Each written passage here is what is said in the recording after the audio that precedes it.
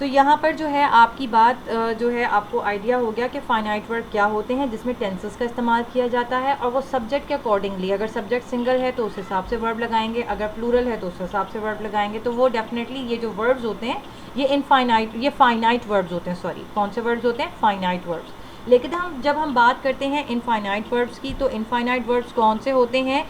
Opening the door, she saw red scratch mark on the landing. ठीक है, जैसे ही उसने दरवाज़ा खोला, ओपनिंग द डोर, दरवाज़ा खोलते हुए उसने क्या देखा कि एक जो है ना वो रेड जो है मार्क, स्क्रैच मार्क जो है वो लैंड हुआ, वो उसको नज़र आ रहा है। ठीक है। Number B, I think sleeping is a waste of time. मैं समझता हूँ स्लीपिंग जो है वो टाइम ज़ाया करने वाली बात है। In the first sentence the present participle of the verb open is use to introduce a phrase, it is not govern by the subject she. ठीक है, यानी कि आप देखिए जो ए सेंटेंस है इसमें कोई भी सब्जेक्ट नहीं लगा हुआ। ठीक है, यहाँ पर जो जुमला शुरू हुआ है वो डायरेक्ट आपका वर्ब से, ओपन जो वर्ब है उससे शुरू हुआ है, और उसके साथ हमने प्रेजेंट पार्टिसिपल लगाया यानी कि आईएनजी। तो ये हो गया ओपनिंग प्रेजेंट पार्टिसिपल। तो ये जो फर्स्ट सेंटेंस है आपका ये प्रेजेंट पार्टिसिपल से स्टार्ट हुआ है, इसमें किसी किस्म का कोई subject he, she, it mention नहीं है। समझ आ गई? तो वो जुमला जो डायरेक्टली पार्टिसिपल या वर्ब से स्टार्ट हो रहे होते हैं उसको हम इनफाइनाइट फॉर्म, वर्ब की फॉर्म भी कह रहे होते हैं। अब यहाँ पर देखिए सेंटेंस नंबर बी में क्या लिखा है? I think sleeping is a waste of time, जो कि मैंने आपको बताया था। तो वो क्या कहते हैं? In the second sentence the present participle of the verb sleep is use as noun. अब यहाँ पर जो आपका जो सेंटेंस स्लीप है, स्लीप को नाउन के तौर पर इस्तेमाल किया गया। ठीक है, नाउन। आई थिंक मतलब उसने, मैं सोचता हूँ। स्लीपिंग यानी कि स्लीपिंग इज़ नाउन, एक नाम है स्लीपिंग। ठीक है। It is govern by the subject I. ठीक है, नॉट गवर्न, इसको आई की ज़रूरत नहीं है। अब यहाँ पर आई थिंक अगर हम ना भी लगाएं तो sleeping is a waste of time हमें पता चल जाएगा। स्लीपिंग जो है वो खुद से अपनी बात को शुरू कर रहा है, हमें आई की ज़रूरत नहीं है। अगर लगा हुआ है तो ठीक है, उसमें भी हम आइडेंटिफाई कर लेंगे कि अगर ये आई थिंक ना हो तो sleeping is a waste of time भी जुमला करेक्ट है। ठीक है, क्योंकि स्लीपिंग जो है वो बजाते खुद अपने जुमले को क्रिएट करके बता सकता है in the place of subject. ठीक है, so that is the infinite. ये आपका जो फ़र्क है फाइनाइट और इनफाइनाइट का आपको आई होप अंदाज़ा हो गया होगा। एक छोटा सा फ़र्क और बता देती हूँ। फाइनाइट वर्ब जो है हमेशा सब्जेक्ट के साथ आता है और इनफाइनाइट को सब्जेक्ट की ज़रूरत नहीं होती। तो बस यही अगर आप सब्जेक्ट समझ लेंगे ना, इसका फ़र्क समझ लेंगे तो आपको बहुत ईजी हो जाएगा जुमला आइडेंटिफाई करने में। Now everyone you also have to note down these things in copy as well. आपको ये भी अपनी कॉपी पर उतारना है। जो भी लेक्चर आज आपके सामने स्क्रीन पर आ रहा है, डेफिनेशंस आ रही हैं, you have to note down in the copy. आपने सारी उतारनी है। वर्ब की डेफिनेशन, उसकी एक्सरसाइज, फाइनाइट की डेफिनेशन, वो चार्ट जो अभी आपको दिखाया था प्रीवियस लेक्चर में, नॉन फाइनाइट, ये जो एक्सरसाइजेस की आपकी तमाम एग्जांपल्स हैं ये आपने सब अपनी कॉपी के ऊपर उतारना है। ठीक है, और आपको याद भी करना है।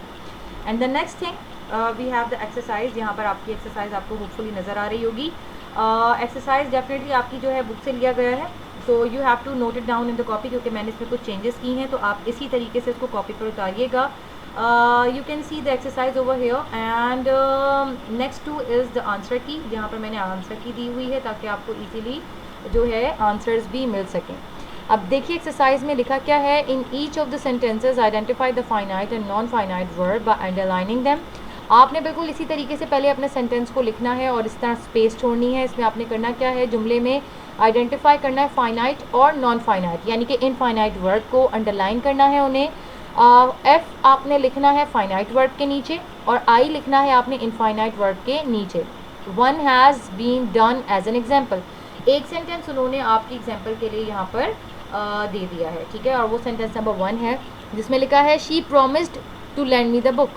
ठीक है, अच्छा एक चीज़ आप हमेशा याद रखिएगा कि इनफाइनाइट जो वर्ब होता है ना वो हमेशा टू के साथ आता है। ये भी एक पहचान है। इनफाइनाइट जो वर्ब है वो ज़्यादातर किसके साथ आता है? वो हमेशा टू के साथ आता है। इसकी एक पहचान ये भी है, ये भी आप जहन में रखिएगा। अब सेंटेंस नंबर 1 को देखिए, शी प्रोमिस्ड। देखिए यहाँ पर शी सब्जेक्ट है और उसके बाद आपका वर्ब दिया हुआ है, तो प्रोमिस डेफिनेटली ये आपका पास्ट का है, सेकंड फॉर्म। ठीक है, तो ये हमारा हो गया फाइनाइट। ये तो आपका टेंस का इस्तेमाल हो रहा है, तो टेंस आपका फाइनाइट में होता है। अब क्या लिखा है? To land me the book. Lend मतलब लेना, लेंड मी द बुक। अगर आप देखें कि ये शी प्रॉमिस टू अगर ना भी होता तो लेंड मी द बुक भी तो है कि बुक मुझे ले दो या मुझे बुक दे दो, तो लेंड का मतलब होता है लेना, ठीक है। तो लेंड से भी अगर आपका जुमला स्टार्ट होगा तो ये होगा आपका इनफाइनाइट वर्ब। इसी तरीके से नेक्स्ट में देखिए, I am surprised at the response of the reader. मैं बहुत ज़्यादा सरप्राइज्ड हो गया क्यों, रीडर के रिस्पॉन्स के ऊपर। So what will be the answer, इसका आंसर क्या होगा। देखें इसमें फाइनाइट क्या है, सबसे पहले फाइनाइट आप इसको जो है ना देखें, इसमें फाइनाइट आपको दिया है एम सरप्राइज, आई आपका सब्जेक्ट है और एम सरप्राइज, यहाँ पर हेल्पिंग वर्ब एम सरप्राइज आपको दिया हुआ है, ठीक है। तो ये आपका जो है क्या हो जाएगा, फाइनाइट हो जाएगा, क्योंकि इसमें सेकंड फॉर्म ऑफ वर्ब इस्तेमाल की जा रही है और हेल्पिंग वर्ब भी लगाया हुआ है। So that is the finite verb. अब यहाँ पर देखिए कोई भी ऐसा आपको नज़र आ रहा है जिसमें आप कहें कि ये इनफाइनाइट है, नहीं है, बिल्कुल भी नहीं है। तो ये आपका सिर्फ और सिर्फ फाइनाइट है जिसमें एम सरप्राइज आपको दिया गया, इसमें कोई भी आपको इंडिकेशन इनफाइनाइट की नहीं दी गई है। अच्छा, अब इसमें लिखा है नंबर 3 में क्या लिखा है, आई लाइक टू पेंट, ठीक है, आई लाइक टू पेंट। अब लाइक, आई आपका सब्जेक्ट है, आई इज़ द सब्जेक्ट और सब्जेक्ट के फ़ौरन ही बाद आ रहा है लाइक, और लाइक है आपकी फर्स्ट फॉर्म, ठीक है, तो टेंस होगा ये, ठीक है। तो ये होगा आपका लाइक क्या होगा, आपका फाइनाइट होगा। अब मैंने आपको कहा था टू जो है वो इंडिकेट आपको कर रहा होता है इनफाइनाइट को, ठीक है। हमेशा याद रखिएगा कि इनफाइनाइट जो है वो टू जाहिर कर रहा होता है। अगर टू के साथ अगर कोई वर्ब की निशानदेही की जा रही है तो आपको आराम से पता चल जाएगा कि ये हमारा इनफाइनाइट है।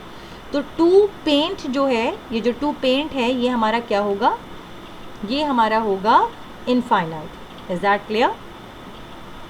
अच्छा, अब सेंटेंस नंबर 4 में देखिए लिखा है they made me stand for almost 3 hours, ठीक है। They made me stand, they made me यानी कि दे सब्जेक्ट, मेड आपका देखिए सेकंड फॉर्म है, सेकंड फॉर्म ऑफ वर्ब, तो यानी कि यहाँ पर तो टेंस इस्तेमाल हो रहा है, तो आप सिंपल मेड को डायरेक्ट अंडरलाइन करेंगे कि ये आपका क्या है, ये तो फाइनाइट है, ठीक है। और इसमें इनफाइनाइट क्या होगा, स्टैंड फॉर ऑलमोस्ट 3 आवर्स। अगर हम यहाँ पर स्टैंड से स्टार्ट भी करेंगे जुमला तो हमारा जुमला करेक्ट हो जाएगा। द सेकंड वर्ब हमारा स्टैंड है, यानी कि इसमें भी मूवमेंट है, तो ये हमारा होगा इनफाइनाइट, क्योंकि इसमें कोई भी किस्म की आप ये देखिए टेंस की उसमें निशानदेही नहीं की हुई, ठीक है। तो यहाँ तक तो मैंने आपको गाइडलाइन कर दिया है। द नेक्स्ट 5, 6, 7, 8, 9, 10 ये आपने खुद आइडेंटिफाई करने हैं। आंसर्स ऑलरेडी वैसे मैंने आपको दिए हुए हैं, but try to solve it by your own self, ठीक है। आई होप आपको लेक्चर आज का अच्छा लगा होगा। इसको गौर से सुनिएगा दोबारा से और समझने की कोशिश कीजिएगा। अगर आप कहीं पे कंफ्यूज हों तो दोबारा से लेक्चर को गो थ्रू कर लीजिएगा और कॉपी में इसको बहुत अच्छे से परफॉर्म कीजिएगा। I hope you will enjoy the lecture. अपना बहुत ख्याल रखिए। Take care. अल्लाह हाफिज़।